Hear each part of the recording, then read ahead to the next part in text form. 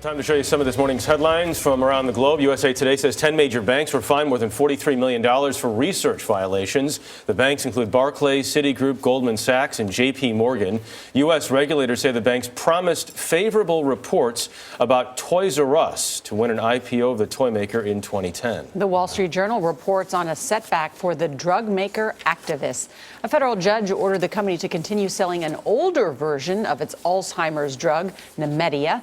Actavis had planned to pull the drug early and switch patients to a newer version. A lawsuit accused the company of trying to limit competition from a generic version. Former Soviet leader Mikhail Gorbachev tells Time that we're in the middle of a new Cold War, and the United States is to blame. Gorbachev says after the Soviet Union's collapse, the West tried to push Russia out of global politics. He said, quote, "It's not just about pride, it's about a situation where people speak to you however they want, impose limitations, and so on. It's America calling the shots in everything."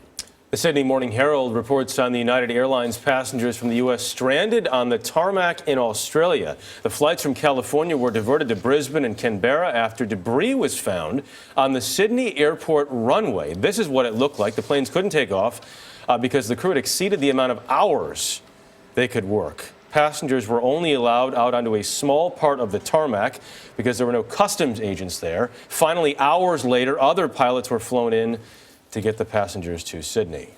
And my favorite story this morning, the New York Times reports on the Pope's comments about dogs going to heaven. The Humane Society was flooded with calls after Pope Francis told a little boy whose dog had died that, quote, "paradise is open to all of God's creatures." But theologians cautioned that Francis spoke casually. They said he was not making a statement on church doctrine. Well, why not? Who in the world would think it's church doctrine? I know.